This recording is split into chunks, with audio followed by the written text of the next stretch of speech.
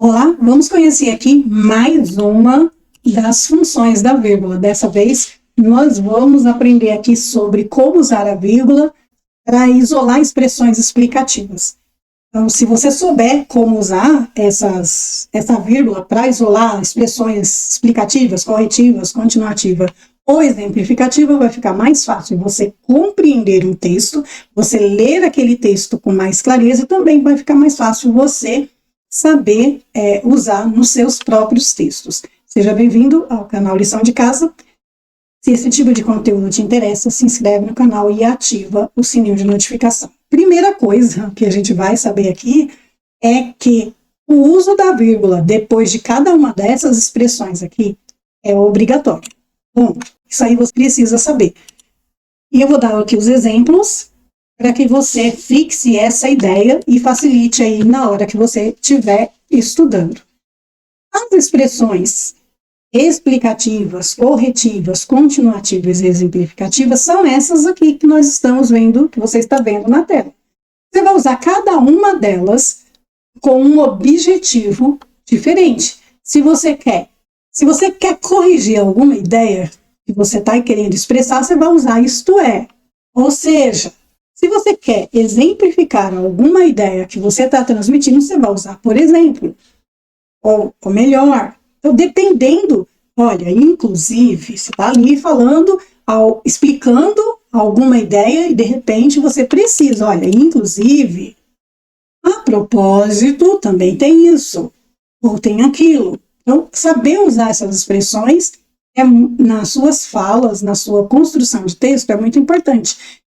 E elas todas precisam de vírgula obrigatória. Vamos aqui aos exemplos. Por exemplo, uma proposição que afirma uma possibilidade é verdadeira se a relação é realmente possível, ainda que seja atualizada na realidade. Agora observe, por exemplo, vírgula. Vamos aqui a mais um exemplo. Aqui tirado do Memórias Póstumas de Brás Cubas, de Machado de Assis. Ele estava lá, fazendo lá as ideias dele, conversando, e ele coloca: os homens que desceram a sepultura com segredo, por exemplo, voltaram muitas vezes para contá-lo. Então você vê aqui que o por exemplo está entre vírgulas. Vamos entender aqui, vamos ver alguns exemplos do uso da expressão explicativa. As catedrais, aliás, isso aqui é uma expressão explicativa, não pertence a nenhum estilo definido. E ela está entre vírgulas. Aí você quando vai usar essa expressão, aliás, você precisa lembrar que ela é explicativa. Então ele está explicando aqui, adicionando um comentário, esclarecendo ou ampliando uma ideia. Daí você vai usar essa expressão toda vez que você quiser esclarecer ou ampliar uma ideia. Vamos mais um exemplo. Para mim, a saudade é uma sombra. Isto é, observe que está entre vírgulas, a vírgula que é obrigatória. Uma ausência que continua presente. Isto é, neste caso aqui, está explicando, detalhando o que o autor, Camilo Castelo Branco, que entende por sombra. O que é essa sombra? A ausência que continua presente. Então, é importante você saber o momento de usar. Você quer detalhar, explicar melhor uma ideia, você vai usar isto é. Mais um exemplo de uma expressão corretiva. Tem não apenas a mesma intenção do sujeito, mas também a mesma extensão, ou seja, extensão completa. Então, esse ou seja é também uma das expressões corretivas. Você saber quando usar é muito importante. E lembrar que a vírgula aqui é obrigatória.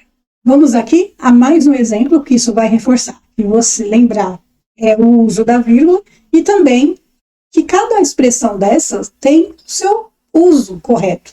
Tem a sua função, tem o seu significado.